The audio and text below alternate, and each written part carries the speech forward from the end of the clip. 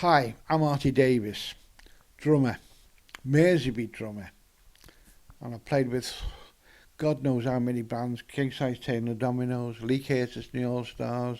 I've sat in with the Undertakers, with the Mojos. I've been there for 20 years with in Farron's Flamingos, and lots more bands. As we call it over there, a musical prostitute. I play with anybody. Yeah, I'm a bit of an anorak.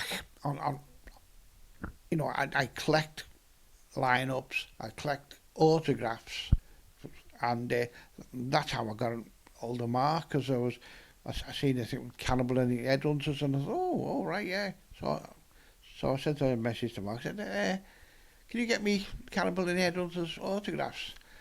And he said, oh, I'd have a job. But a few are dead.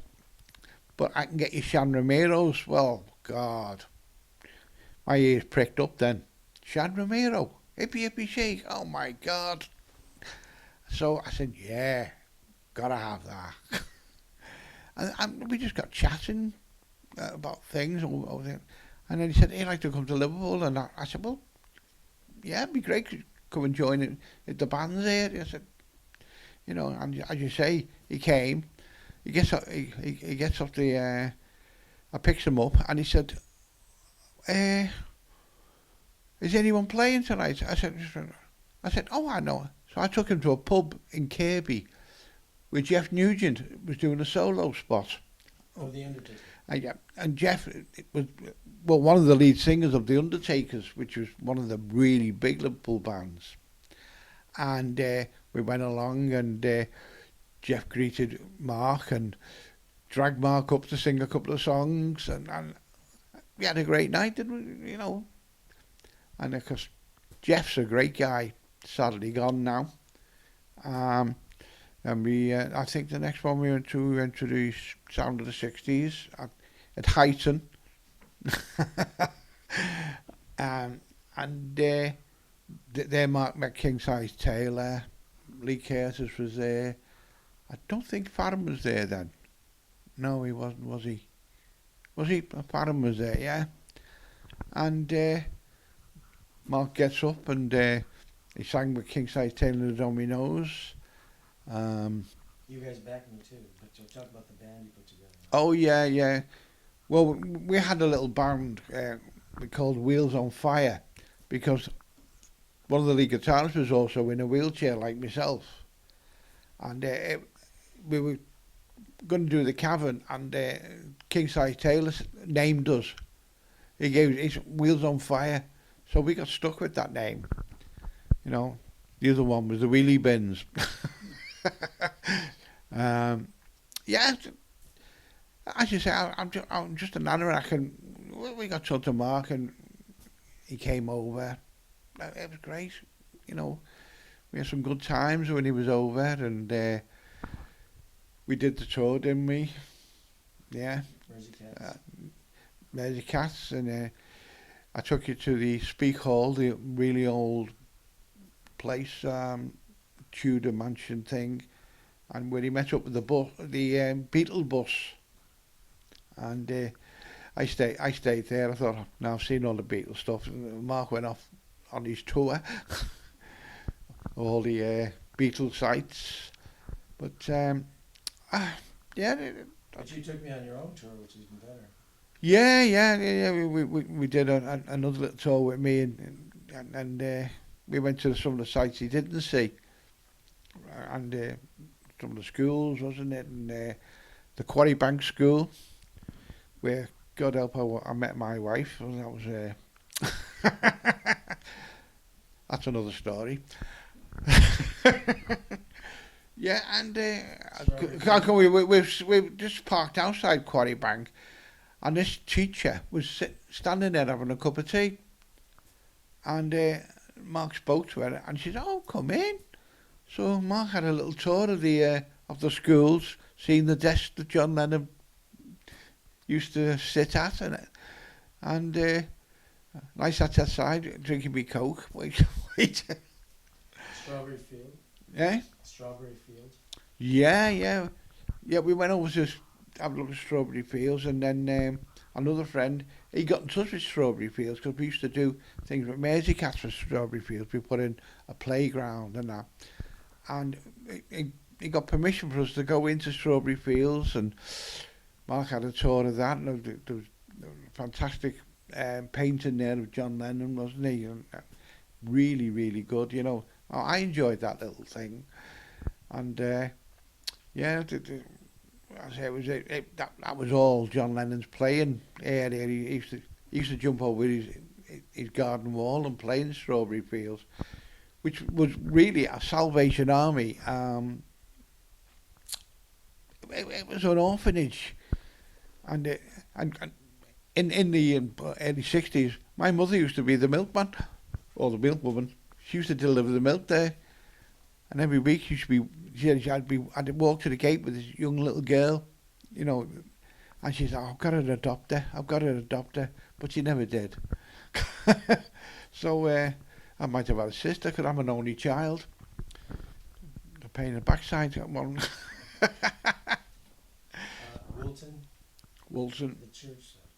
Oh yeah. We visited the St. Peter's Church, Wilton. It was where Paul met John when John was playing with the Quarrymen, because they played in the garden fete first on a little stage, then they played in the hall after, and because what was it? 20 Flight Rock. Paul knew 20 Flight Rock, because John was knocked out with that, because John wasn't a great guitarist then. He knew banjo chords because his mother played banjo and she taught him banjo chords, and it was only when people like that, and then because George Harrison came along and he played raunchy, and John Lennon was like, oh, and that's how they got together, basically. The Quarrymen are still going out now. Sorry to say, they're not very good, but the history. That's what I mean. So what else? So that was Wilton. We went to Penny Lane, John Lennon's childhood home. Yeah. We've had a look around Penny Lane, and I'm just going to tell you about that Penny Lane a bit. To John Lennon's house, and had a look there. Round I say everything was still there at Penny Lane then. The barber showing photographs and all the rest of it. That's still there, and bit commercialised that. And did you go down the cabin that first visit? Yeah. Just to have a look. Yeah. It was a bit like it was, but I must admit we've been recently, and I don't really like it now. It's too commercialised. It's too trying to get the money off people like Mark visiting. But as I say, we took Chan down there, and I thought, I can't have Chan here. I just don't know. So I went and found the manager and I said, we've got a legend here in Chan Romero. And I said, you can get something for him to sign. So, and then next thing we know, the guy on the stage sang Hippy Hippy Shake and announced that Chan was in the audience. I brought Chan on the stage to have a little talk to the audience. So then Chan was signing autographs, and it was great. It was, being recognised in the cabin, because I would say about 90% of the Liverpool bands played Hippy Hippy Shake. Like the story about Bob Wooler. He was the DJ of the cabin. He had Chan Romero's record Hippy Hippy Shake, and he loaned it to Paul McCartney. And Paul McCartney took it home, came back that night and played Hippy Hippy Shake. So really, Paul McCartney was the first Liverpool artist that played Hippy Shake. And then of course the what's her name took it, the Swingin Blue Jeans, and Bob was quite upset because they've never ever given his record back. and you know, without Bob Buller, I don't think we'd have had Major Beat. You know, it's and I've got to tell you the story about how he got the gig at this place. Bob Buller came along and he said to Farron, he said, could you get me introduced to this Brian Kelly, he was the promoter, and Farron went in and said, we got Bob Buller here, you know, DJ, no. And the guy said, oh well, no, don't really. And Farron said, well, if you don't let him get up and do something, I'm not playing. So he said, well, okay then, because Farron was pretty big then. And he said, he gets on the stage and he closed the curtains, because no one ever closed the curtains, he just got up and played. And he just put his record player up, a little record player, played some music.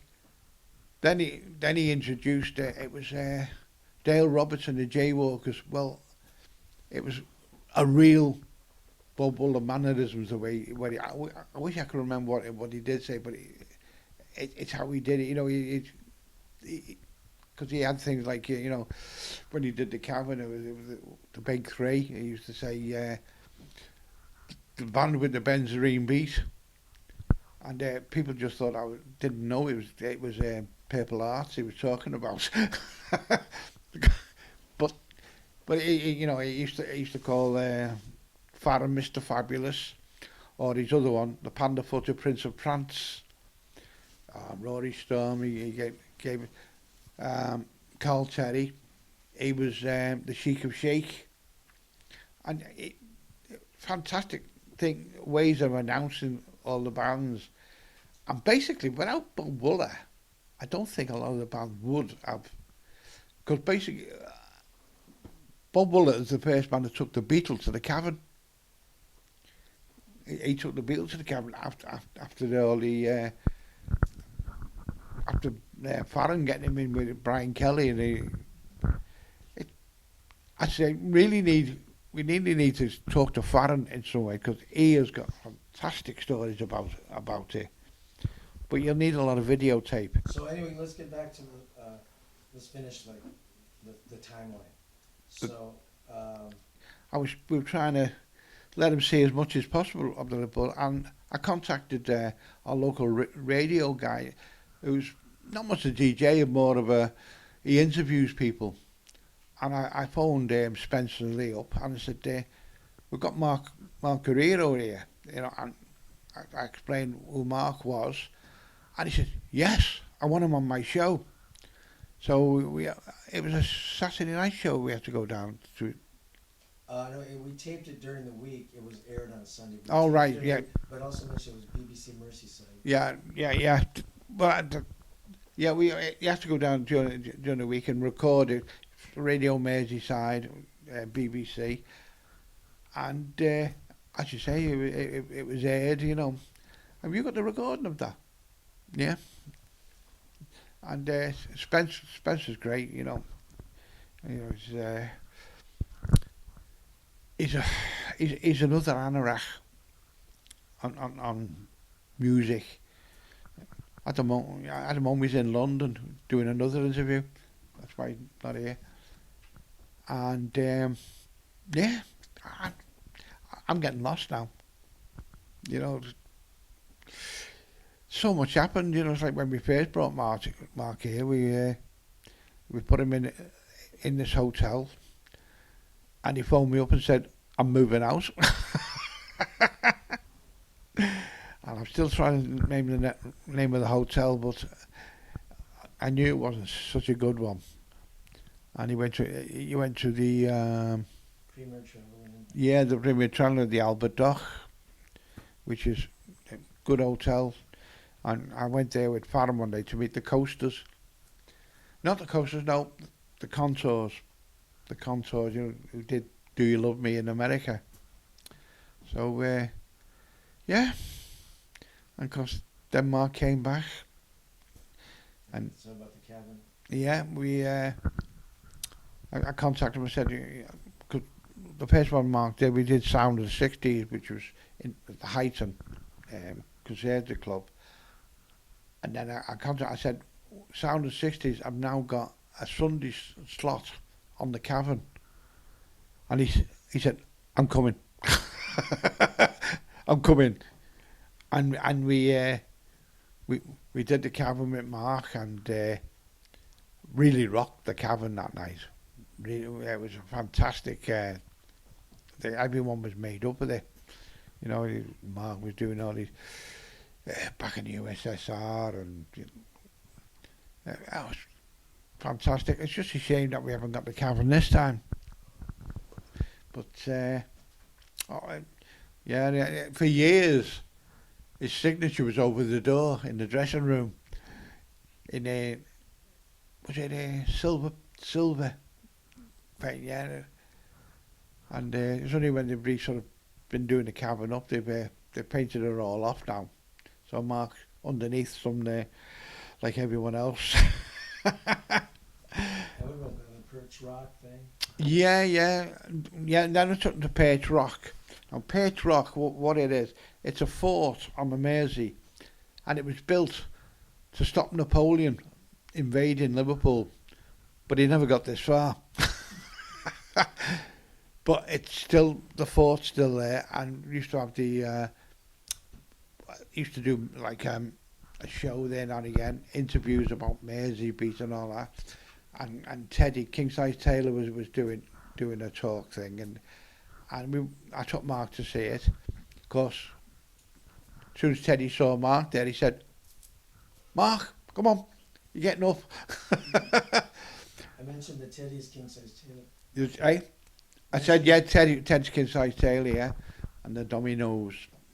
He's one of the, he's the guy, I have to say this, the Beatles used to get secretaries to do shorthand typing, and he'd sit in the front row at the Cavern and write all King Size Taylor's words of the songs he used to do, and they used to pinch him, because King Size Taylor, he did Slow Down before the Beatles, and Dizzy Miss Lizzie and all that, and the Beatles pinched all his material.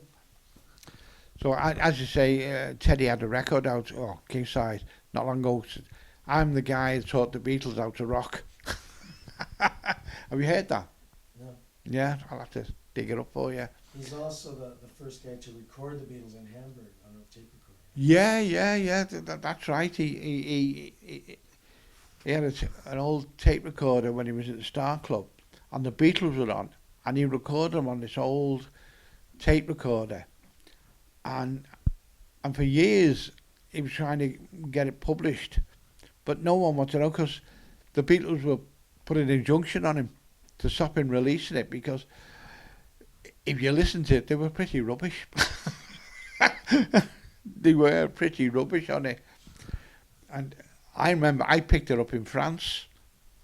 I got the album in France, but in the end, Teddy was able to get it published and out. But yeah, the Beatles weren't happy about that one.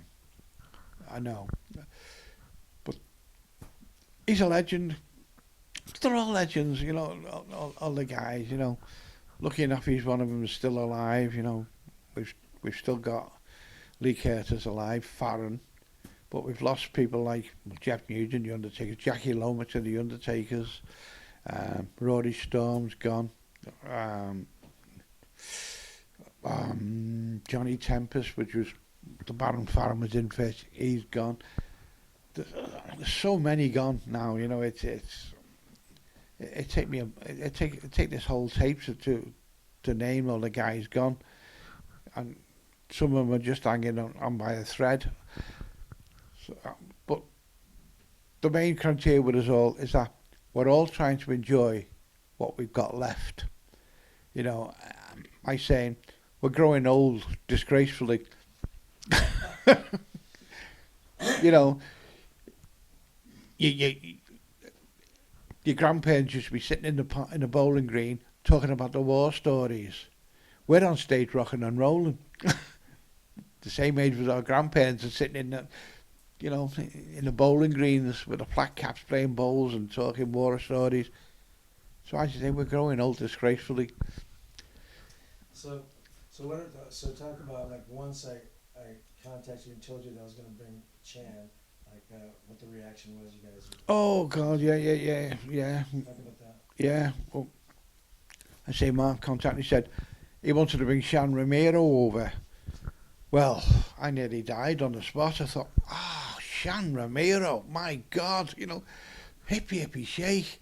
Everyone does Hippy Hippy Shake. That, you know, it's like a national anthem of rock and roll in Liverpool.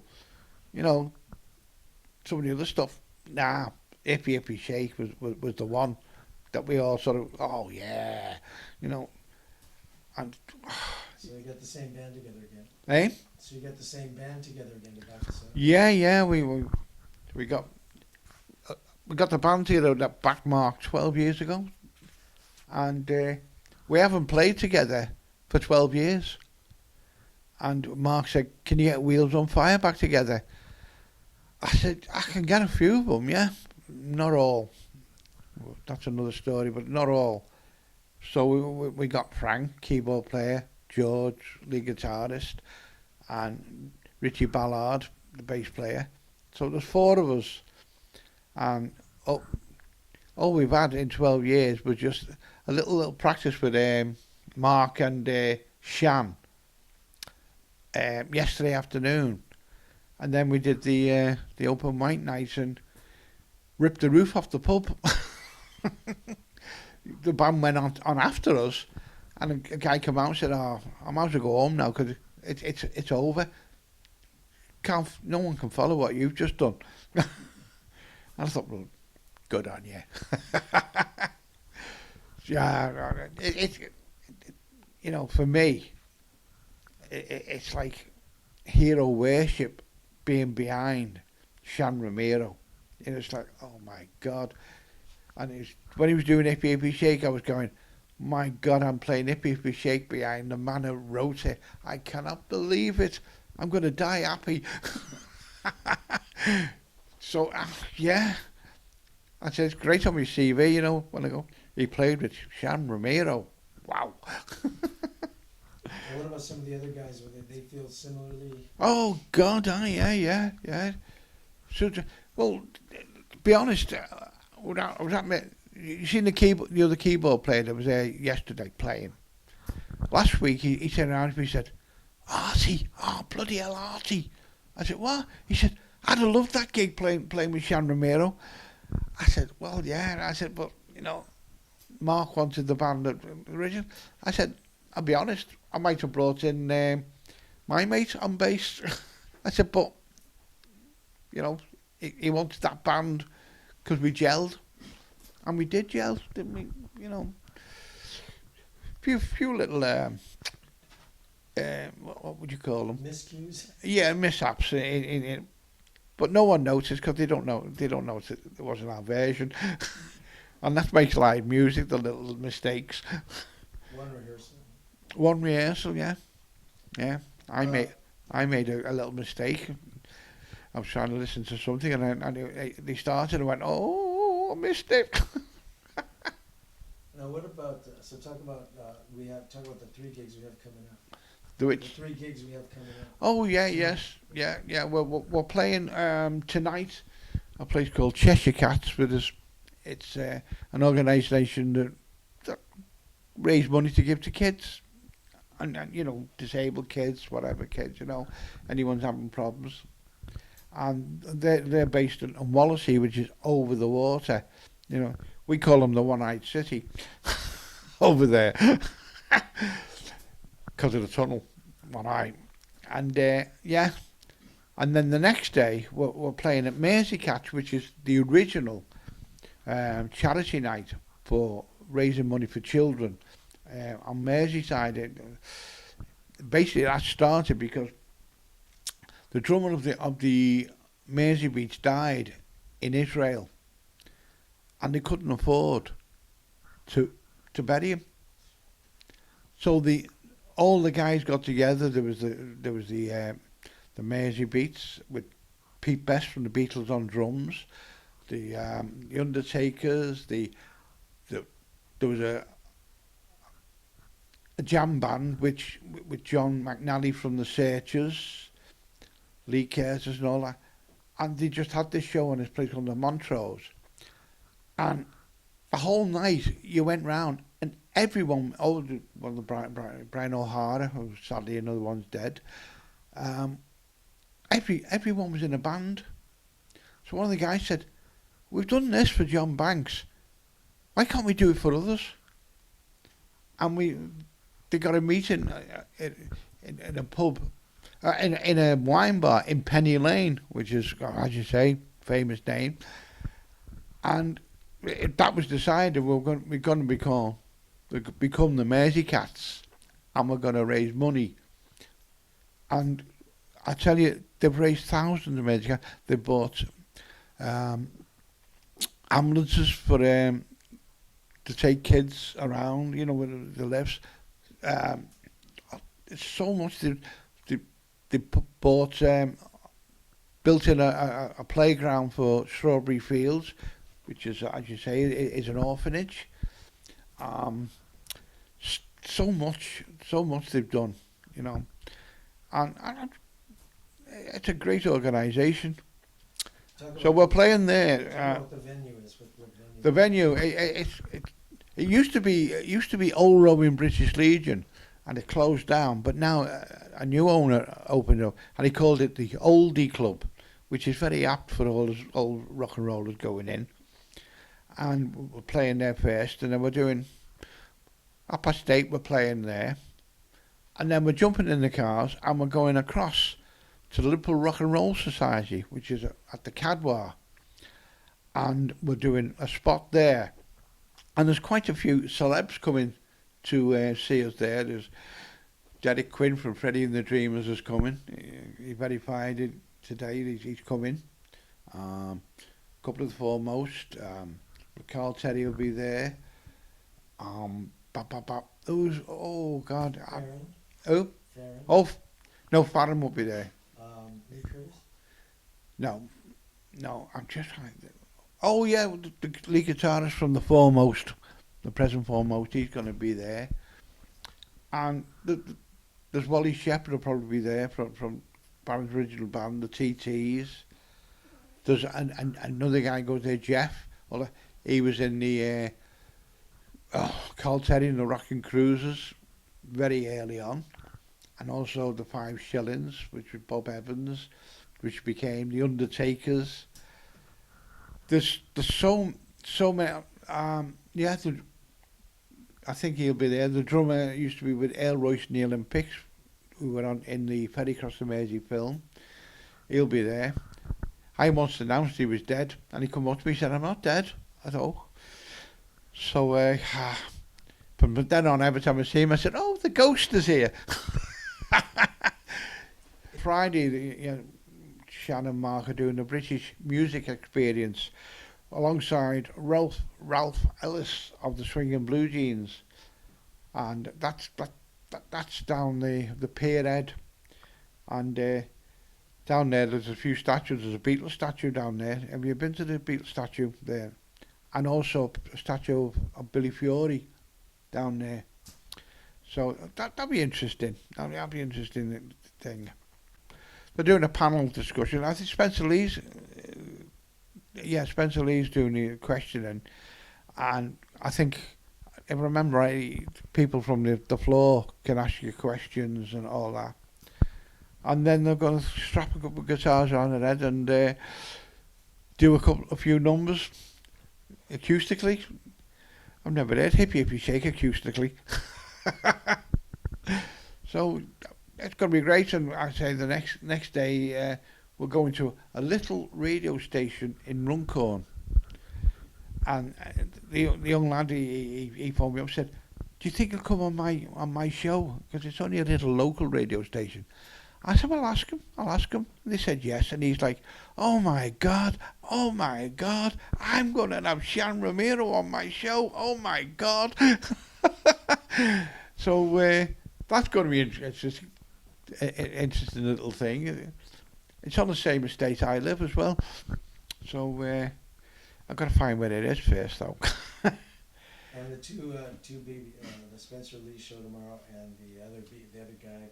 Yeah, yeah. It's tomorrow. They're recording for the Spencer Lee show again, but also they're going on the Billy Butler show. Now, Billy Butler's been a DJ for years. He was also DJ on the Cavern with Bob Wooler. He was also singer for a while with the Mersey Beats, and he had a band called Billy Butler and the Tuxedos. And I don't know if he'll tell you the story, but the night the Beatles came back, and the whole town was full. They're at town hall, and that was the night Billy Butler and the Tuxedos played the Cavern, and there was about 3 people in. So, but Billy Butler's a character. You'll enjoy being on with him. You will, because he's and he's an anorak. He collects music, and he goes around all the car boot sales. Do you have car boot sales in USA? Do you have car boot sales? Car what? Car boot sales. Car boot sales? What is that? Yeah, people come in the car and put a table up and sell the stuff. Oh, sounds like Swap a meet swap meet kind of thing, kind of like car booths. I know what you mean, like a swap meet.